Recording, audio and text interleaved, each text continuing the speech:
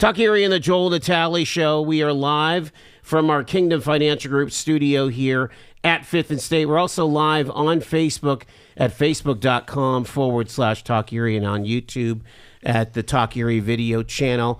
We're glad to welcome back into the studio here from the 3rd County Council District. Rock Copeland, Erie County Council member. Rock, welcome back. Appreciate it. Thanks for having me. I'm glad to be here. You got it here. Erie County is in the news a lot, and so I would love to kind of do your bucket list, do your bullet points, and see if we can chat through some of the things that seem to be top of mind for you here. And I did a little scan of the newspaper. It seems like the latest kind of flare-up between the conflicts that seem to be pretty consistent between the legislative branch and the executive branch in the county at the county courthouse is this use of social media. So you're either created or you're voting on some kind of an ordinance that would codify social media. Talk about what you're thinking there. Yeah, so around 2023, the county had a policy where they used to have a whole bunch of different pages, a county careers page and health department pages, and all these pages at one time said, hey, you know what, we're going to have a unified message under one umbrella, just Erie County. Okay. So that job postings for any department, under any row office, pertinent community information, communications during the snowstorm, all this stuff can be found in one place, and that way you don't have to follow 5, 6, 7, 8 different kinds of pages. And so the Erie County page represents 22 elected officials that are in the courthouse. A lot of people don't realize that there's that many elected officials, but right. And lately what has been a sudden change is it has become a place for partisan messaging from a single voice, without input from others, and has been used to criticize Democratic council members, frankly. And one of my colleagues, he said to me, "This is kind of strange because I'm an employee of Erie County. That page represents me, and now it's being used to criticize me. And like this should be for information. This should be, for instance." I noticed that the county careers page has started posting in the last couple of days after 2 years of dormancy. Nobody follows it anymore. They have like 300 followers. And so we're trying to get job postings out there and get as many eyeballs on it as possible so that people can have interest and apply, and we have a better recruiting. And that's not what we're using it for anymore. And it's frustrating. And of course, the timing can't be ignored. That this is an election year, a re-election year for the county executive, and we just had a lot of concern of what the purposes of this page were. And I don't think it's too much to ask that a county page be used to inform voters, being used to inform the general citizenry as what's going on. I don't know that we need to hear the political opinions. We hear that enough. In the past, it's been a function of a county information officer, right? Of a CIO or chief marketing officer. I'm thinking about county executive Dahlkemper had that amazing Melissa Dixon working for her. She was the person that was kind of in charge of communicating county initiatives. We don't have that now because that post was eliminated in the 2025 budget, correct? Not in the opinion of the executive, to be clear. All of the other vetoes that we're currently fighting in court over are substantially the same issue. So even though council does consider that position eliminated, they had full intent of continuing to have them employed. Chris found better opportunity elsewhere, working for Senator Laughlin. I think it's a great post for him, and I look forward to the work that he's doing there. But the concern with that particular position is what it was also being used for. Imagine if somebody was in the employment of the radio and got on the radio and every day talked ill of you. Like, wouldn't you feel kind of strange? Like, hey, wait a minute, why are we paying an employee to criticize us all the time? And that's effectively what the public information officer was doing, was when council was stating their concerns over issues, instead of the public information officer disseminating public information, they were a mouthpiece for the administration to only give their political argument and their thinking. And that was a big part of the cause for why we felt it should be eliminated. And I will note, too, I had asked my colleagues if we might be interested in including a communications director as a council level position to represent the 7 members of council, or at least the majority of council. And 2-1, everybody said, no, that would be improper. We don't need to have our own communications piece. We'll come out in public and speak for ourselves just the same way I am now. And that to me was kind of sealed the deal. It's like, well, if we're not willing to have somebody disseminate our political opinions to the public through government communication, then I don't think that others should be able to do it either. Where do you think that this ordinance is going to stand, and how might it be enforced, I guess? Yeah. The enforcement's going to be the tough part. I mean, in the last 2 years, the challenge has really been getting the county executive to follow the home rule charter and follow, there are at times politics that put you in an uncomfortable place. And the response to that is not to defy the law. It is not to defy the home rule charter. And we saw that last year with an appointed official salary that wasn't getting approved. We saw that with the last 3 years of vetoes, in which we won in December to show that we were correct in our position. And again, it happened this year. So that's the challenge, is we can put an ordinance in place, but there needs to be an accountability for them to actually listen to it. Now, the ordinance provides for council to hold a hearing and to issue a censure, and depending on if it involved finances, right, a misappropriation of county revenue, let's say somebody printed a billboard, then that could actually be referred to the DA or the Attorney General, but only for financial infractions. The what is underlying all of this is pretty much there's just a lot of bad blood. There really is. Between council and the executive branch, the executive. And how is this deteriorated? I mean, what's your perspective on how this has just gone so south? Is it because it's an election year? No, absolutely not. And in fact, you'll find that some of the same sentiments were there prior to when I was there, under Brian Shanka's chair, when they've had the same 2 lawsuits from the 23 and 24 budgets. It's been a real challenge. Now, the executive did say to me at one time that his position was that county council had too much power, and that he would seek to expand the power of the executive to offset that. And boy, he sure has. When I first started my term, council voted on 2 appropriations, which had 5 votes apiece. And rather than actually pay out those appropriations, he said he's going to block them by not certifying, which was this brand new, never used before method of trying to undo the will of council. And just today on the news, you'll see that Diverse Erie was awarded $1.5 million. The judge did say that was a perfunctory, not optional, right? If I ask you, how much money is in the bank account? Can we afford to spend this?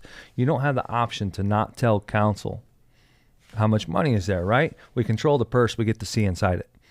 And so, that was really set the stage. And the majority of last year was really about this idea of whether or not that money was going to get paid out, the will of council. There were some politics there where we were trying to compel him to see through the will of council, and that really set the stage for the next year of my term.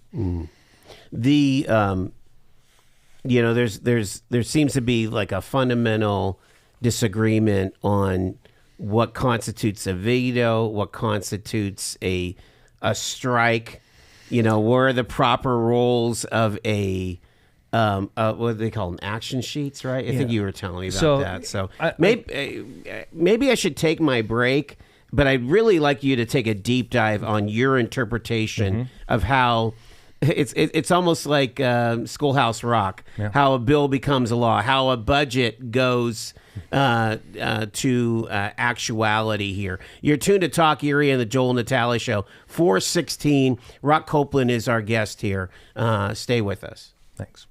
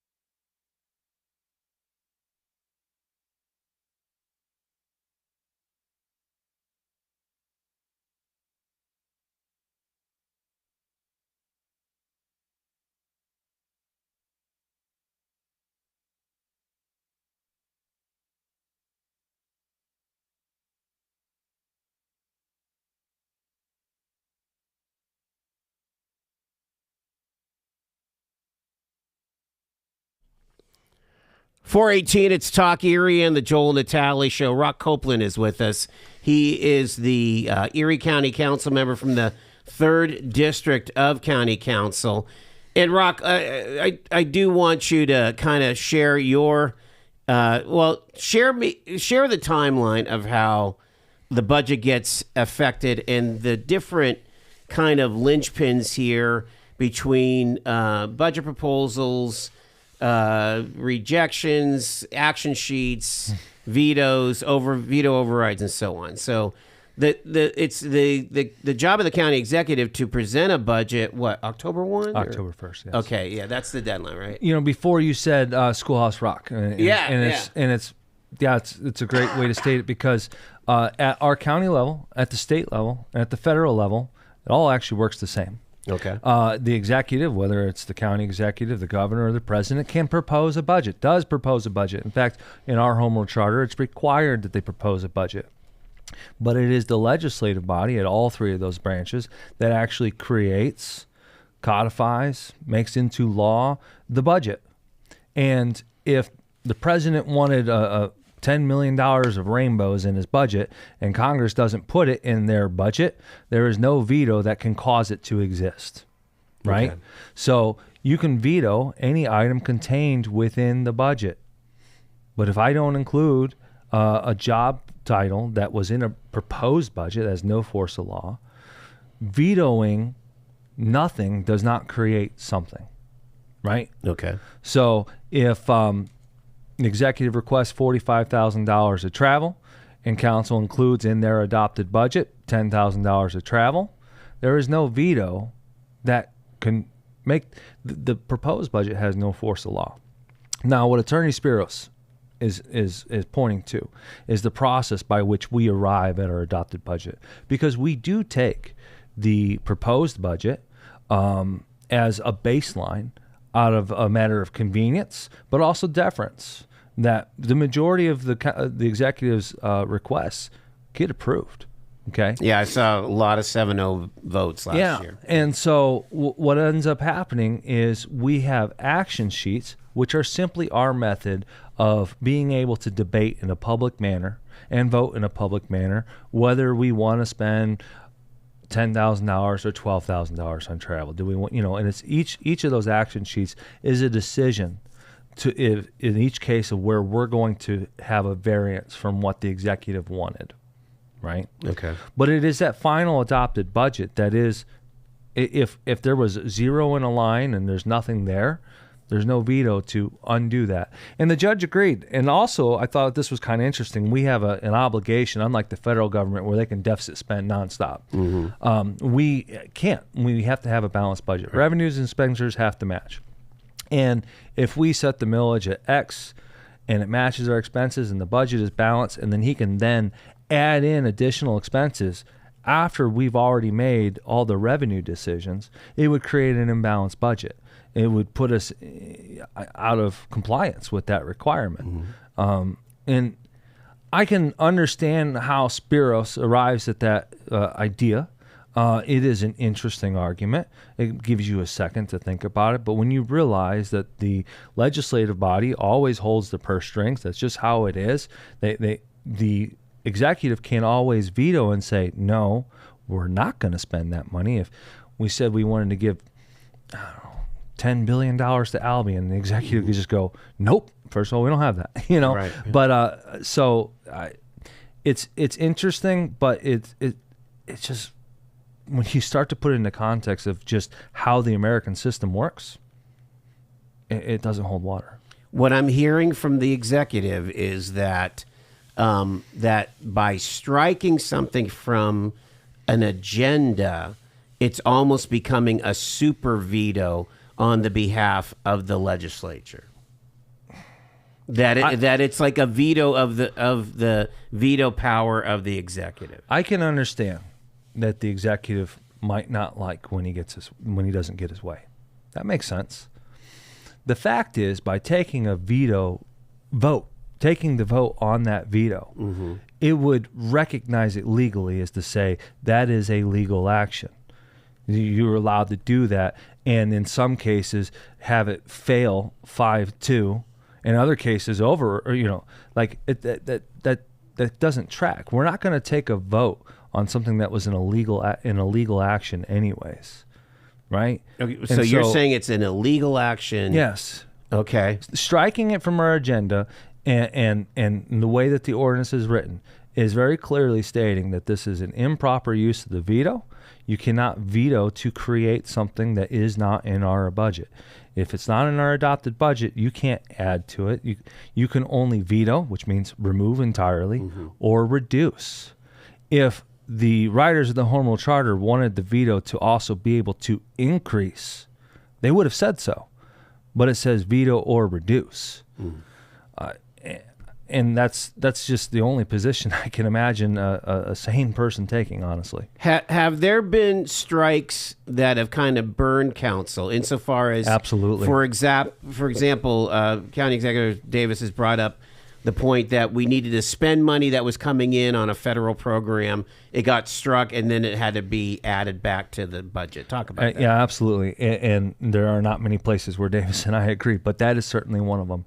I remember one was for $15,000 of advertising in the planning department. Okay. And council had eliminated that, not realizing that it was actually a requirement of the grant from the CBDG that you have to advertise, and then we would have to modify.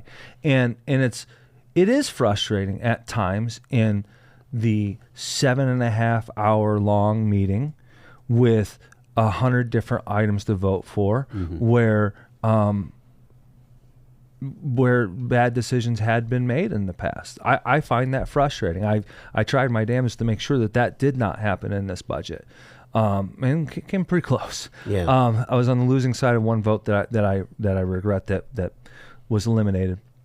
But the fact is, even though Mr. Davis might like to exercise additional power to correct what he sees as a mistake, if it's not in your legal authority to correct that mistake, I'm sorry. It's maybe a tragedy at times when that happens. And I'm sure it's happened in the 40 years that we've existed as a county. I'm sure it has. But that's not... Just because something should not have been done a certain way doesn't mean that a new veto power should suddenly be created to try to offset that. He is in Spiros. He is appealing the decision of the Commonwealth Court, of the Common Pleas Court, going to Commonwealth Court over the, I guess, what would that be, 2023 and 2024 budgets? 24, yeah. That was decided in November. Do you feel like that's going to go in December? That's going to go your way, council's way? I mean, clearly the way that I'm talking about this subject, I feel very strong in our position. Everything that I read in Judge Reibman's decision very much affirmed that position, and even gave me more things to ponder about the reason why our position was correct. I cannot imagine that the Commonwealth would overturn that. First of all, there's a lot of deference given to the lower courts, right? It's a little harder to win on an appeal than on the initial case. I don't really see it going anywhere, and frankly, I'm irritated that it has to do that. Right. I'm irritated that it needs to be appealed. There should be a time where the disagreements are laid out on the table, all the stakeholders are talking about it, and coming to a mutual understanding of like, okay, I will cede that I don't have this power, but can you put up a supplemental appropriation to fund something that I wanted in my budget that you eliminated? Yeah. I'm sure that there's discussions that could be had there to come to a political agreement, to negotiate and not have to go to an appellate court. We had the opportunity before Judge Reibman's decision to mediate, to come to a settlement beforehand. And it's really frustrating to have consequential questions about separations of power go to the court when for 40 years this was handled out of court. These kind of issues didn't have to arise. This is a new assertion of power that had not been done by prior executives, and for good reason. At the end of the day, the legislative and executive body should seek to get along. That's what's best for Erie County. I'm not going to agree with Brenton on half of things. That's fine. He doesn't agree on half of what I want either. But the other half should be common ground that we should be able to come together and make things work for Erie County.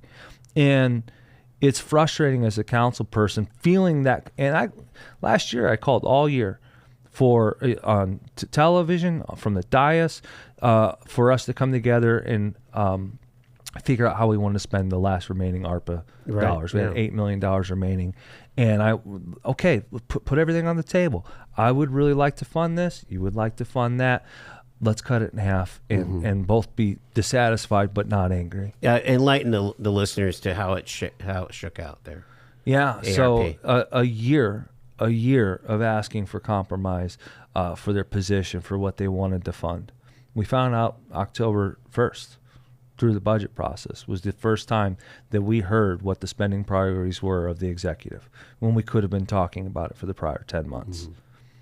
And I have to go to break at the bottom hour, but I want to dig into that because one of the big issues is this child care initiative that was announced a couple weeks ago, and with the big check and things. I want to go through that with you because obviously even that had been vetoed, yet it came to fruition, and there's this interesting dynamic with the one of the people running for the nominee for the Democratic side of the county executive. Rock Copeland is our guest. You're tuned to Talk Erie and the Joel Natale Show, having the crucial conversations that Erie needs.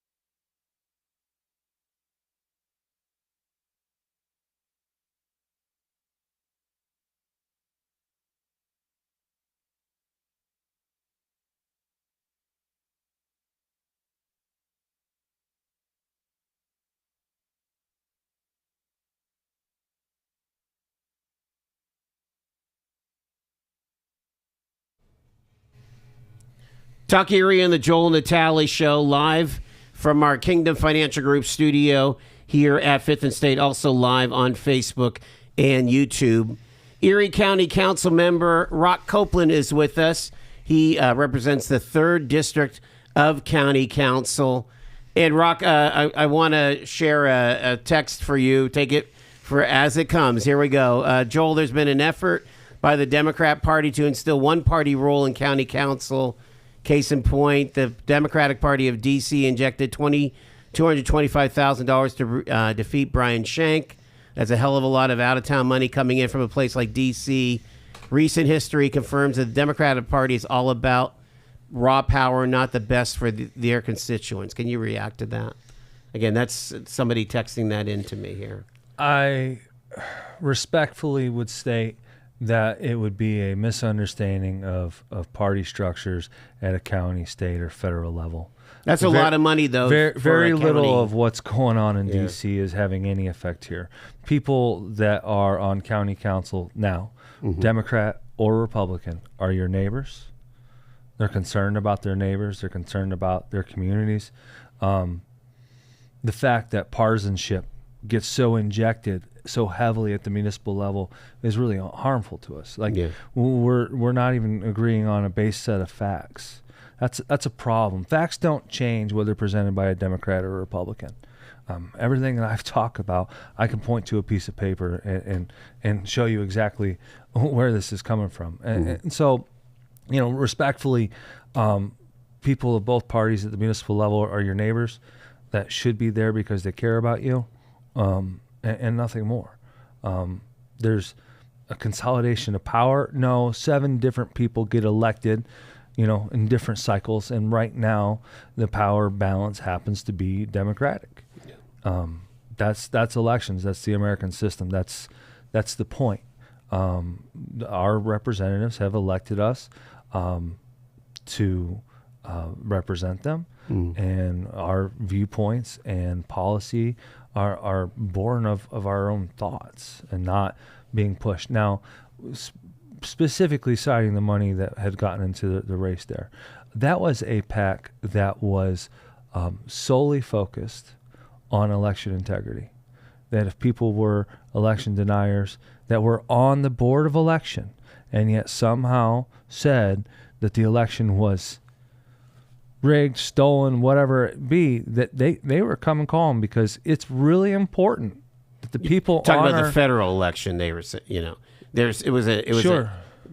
Schenck had a target on his back because of. But being on the board of elections gives you enough information to know that in 67 counties in Pennsylvania on the same day, 67 counties, we hold 67 different elections.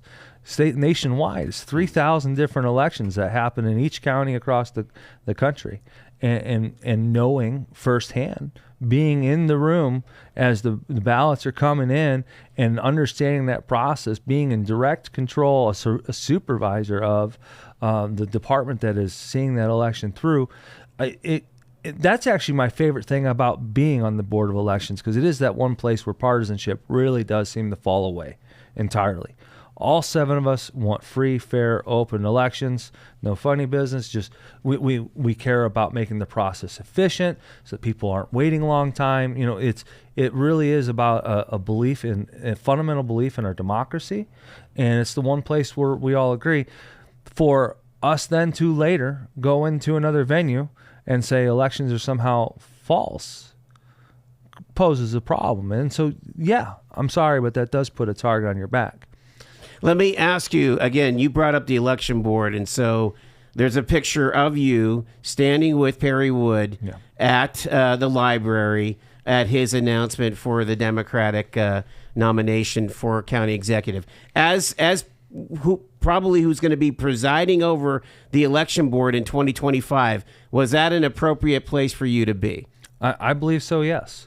First of all, there's been a couple people throwing around, ethics violation. There are no ethics rules, no laws, local, state, or otherwise, that say that Board of Elections people cannot endorse. In fact, in Allegheny County, the Republican Party chair was on the Board of Elections for a long period of time. People on the Board of Elections are elected officials. We ourselves participate in elections. We organize with parties. I think it's kind of expected that I would have, especially being a county council person, I do care who's in that chair, because it makes a big impact on my life and a big impact on the lives of everybody in Erie County. Now, dealing with the question of ethics, you know what the Board of Elections doesn't do? We don't decide the outcome of the election, period.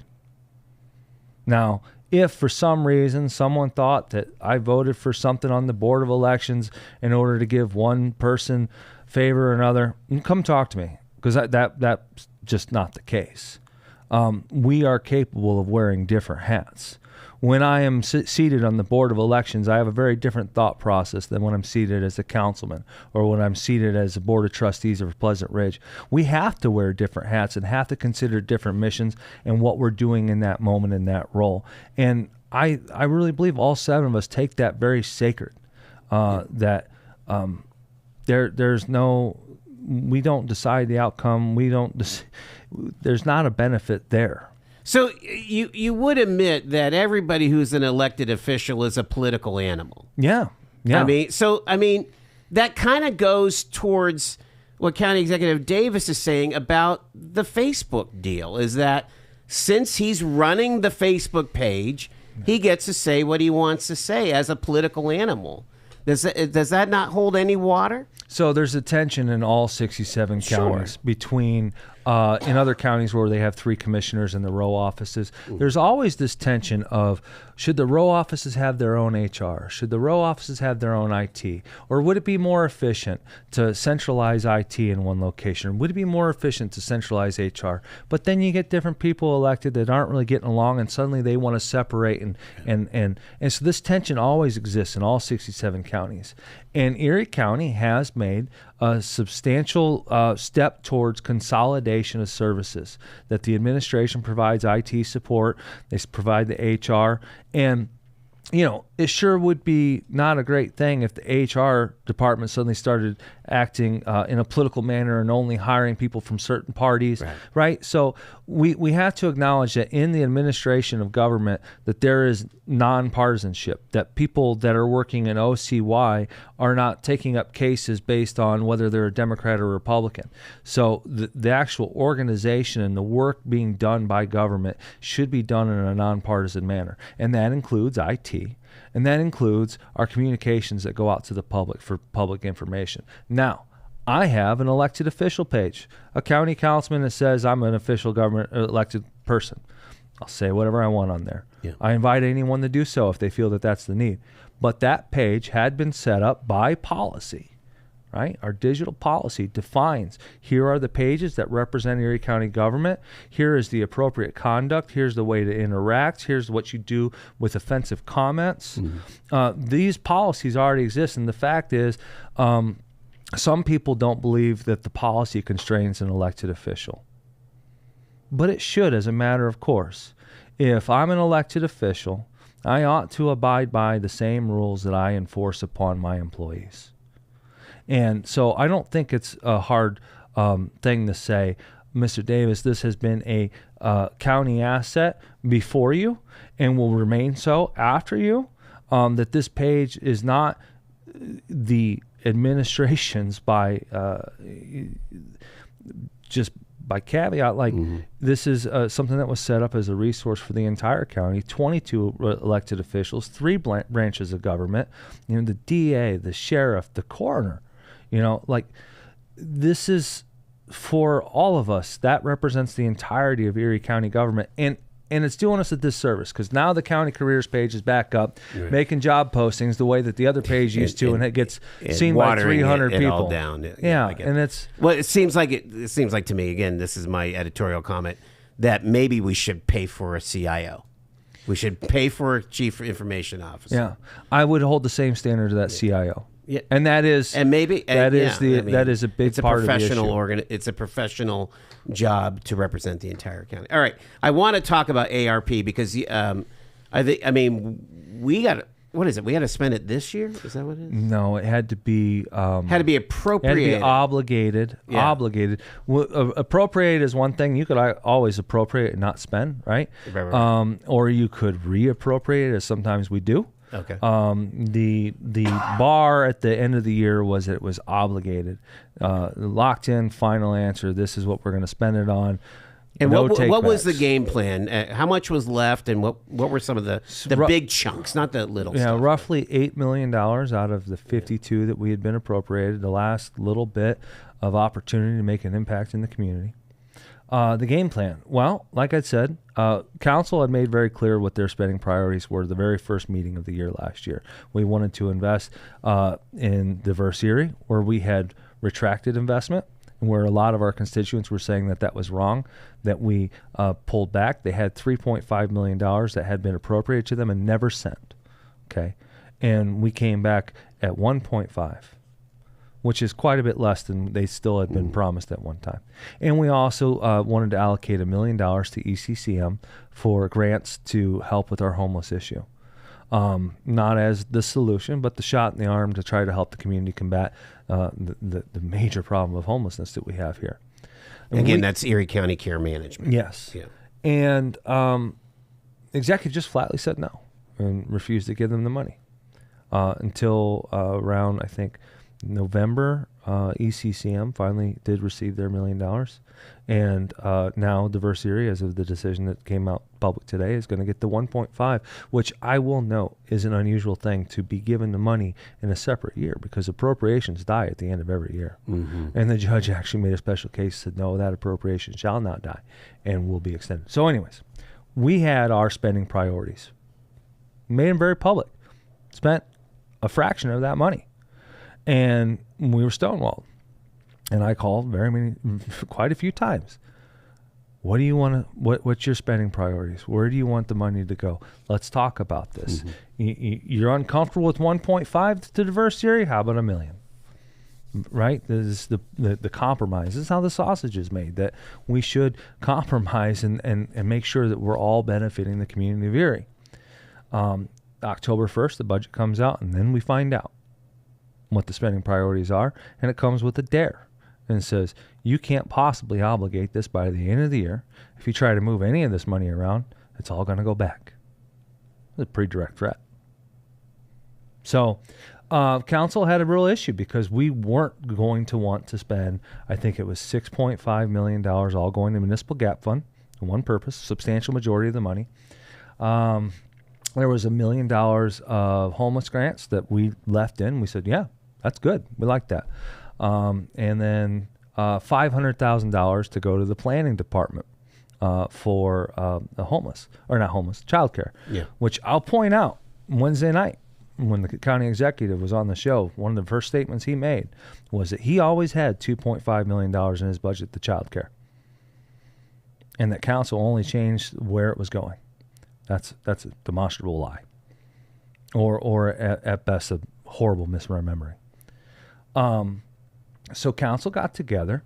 I talked with everyone about what they were interested in. Chris Drexel was talking a lot about an organization called the JAM Team, which is a nonprofit that helps to combat the child care desert and low quality child care. That's their advocacy thing, right? Yeah. The Jefferson had done a study on it, showed we had 2,500 slots that were open. Yep. They said this is the amount of money it would take to solve the issue. So there were a bunch of people working on this, and that was Chris's passion project. He says he really wanted to do that. Andre really wanted to fund Diverse Erie.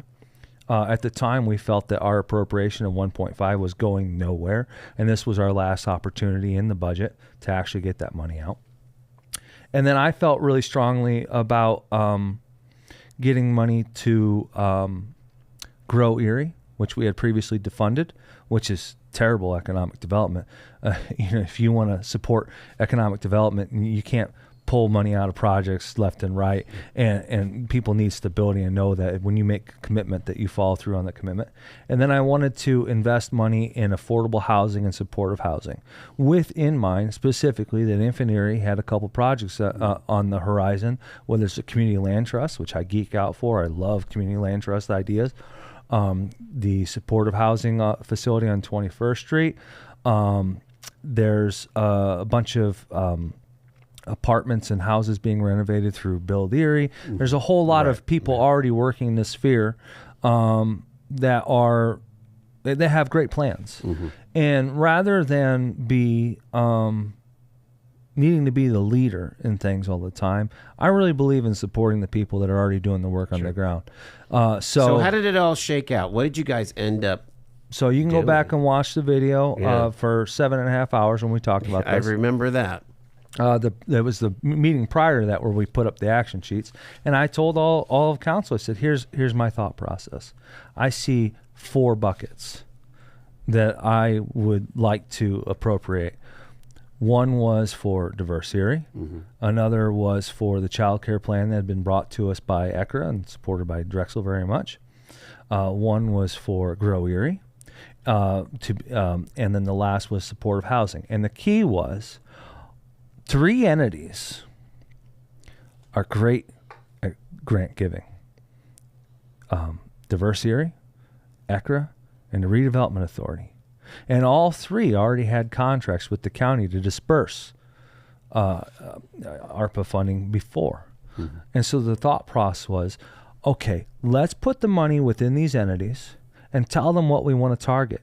We want to target minority communities that have been left behind, particularly in the COVID crisis, where that money was really intended to help people most disaffected by COVID. I wanted to contribute to an industry, the childcare industry, that was decimated by COVID. And I wanted to contribute to housing, which was also decimated by COVID. Prices just shot through the roof. Absolutely. We need affordable housing. And all 3 of these entities have an independent citizen board, not politicians looking to get reelected, but citizens that are going to review grants on a basis of need and disperse the money in a non-political way. And at that time, I said, look, the first 3 buckets I feel real strongly about. But if this last one, you want to spend it on something else, I'm all ears. And I even said, do you want to spend this on the municipal gap fund? And not one of my colleagues spoke up for it. Mr. Winarski did speak up, and he says, I would like to invest money in Relco. So tell me about that. It's the emergency lights Right, on the stoplights, and our systems are antiquated, need to be updated. How much does that cost? It's $150,000. That sounds like a terrific investment in our community. And that was the one change that was made in the deliberations where I put forward a plan and asked for input. And then we took the votes on it. And that's how we ended up with our adopted budget. So, and these have these all gone through, or are these kind of now in the middle of all of the dispute over the vetoes and things? So all 4 of those buckets had been vetoed. Okay. And if my budget that I've adopted contains within it $2.5 million for ECRA for the child care fund and does not contain within it the municipal gap fund, vetoing that appropriation does not revert it back to what you proposed. We said no to what you proposed. We already did that. We said no, right? So we actually had to separate out and say, look, if your veto reduces our expense, that we can't spend that money on going to Diverse Erie, that's a valid veto. And we'll vote to override that. But we'll strike the idea that it somehow reverts to what you proposed, because it just doesn't. It doesn't work that way. And so I'm running out of time. Yeah, I'm sorry. We're talking to Rock Copeland here. I got a couple minutes left. I'm just trying to see how this, if there's any kind of conclusion and where do we move forward. It sounds like that we are putting $2.5 million of ARP money into ECRA for the child care. They'll minister it and actually match it with gaming revenue money, right? So we have $5 million. That was the one change to the ARPA that survived the budget process, the $2.5 million. And then the Diverse Erie, because of this court settlement, looks like that's coming to fruition, right? Well, that was the appropriation from January of the prior year. And so okay, gotcha. The challenge is if if we failed to override to sustain our appropriation, but we say that doesn't mean that it just defaults back to your prior spending, that's a problem. What is it about the municipal gap funding? Because the county executive will say, well, I'm able to leverage this on a 5X or a 7X. Yeah. Whereas even with the childcare was only a 1X or a 2X, I should And this say. is just my point of view. Can't speak to my colleagues. Look, there are a lot of state funds available for municipalities for roads and infrastructure. There's a lot of money at the federal government, particularly with the Infrastructure Act that had been passed just recently. There's a lot of money that's already provided by the state and the federal government. And what Erie County has never really been made to do is to also have a whole bunch of these funds to fund municipalities. Because out of a $583 million budget, it's somewhere around there, 563, somewhere around there. It's remarkably tight. I mean, so much pass through with $93 million of that is property taxes. Yeah. All right, so if you want to spend, let's say, every year, $5 million on municipal projects separate from your municipal taxes, by all means, we could raise the taxes to $100 million. I don't think we should do that. It sounds really strange. I feel weird that so many times I feel like my position is the more conservative position than Davis. I didn't want to create a municipal welfare fund where now they're suddenly dependent not only on the state and the federal dollars that they're already dependent on, but now they're dependent on our dollars. And the difference being is that the state mandates their services. The state mandates that they pave the roads. The state mandates that they provide the EMS service. The state right? Okay. And so we're not part of that mandamus. The state ought to be the funder that provides for the mandates that they put forward. And I don't want to expand the footprint of Erie County outside of that normal purview. Now, of course, we do have a municipal infrastructure hand in the county planning office. Okay. But that's largely administering grants from other organizations. And look, when the state gives you $2 million to pave a road and they say you need to invest 10% locally, right, to show us how important this is, show us that this matters to you, invest the 10%. I've got 30 seconds. They ought to. Sorry. Let's put a bow on this. Yeah. Do you get any kind of sense that that there will be any capability of this council and this executive to work any better in 2025? Or do we need to see what the results of an election will mean? I mean, I truly hope so. I mean, even just last night at a finance committee meeting, we were talking about if we could just get a supplemental appropriation to deal with one of the issues that's in our lawsuit. We both arrive at the same position. We both arrive at the same spending total. Everyone's ready and prepared to vote for this, and it gets removed from our litigation. And so that compromise has been put on the table, and I hope it's taken, because we need to have that compromise to make county government work. I'm sorry, I'm out of time. Rock Copeland, representing the 3rd District of Erie County Council. Thank you so much for taking the time and your candor. Really appreciate it. Hopefully I wasn't too candid.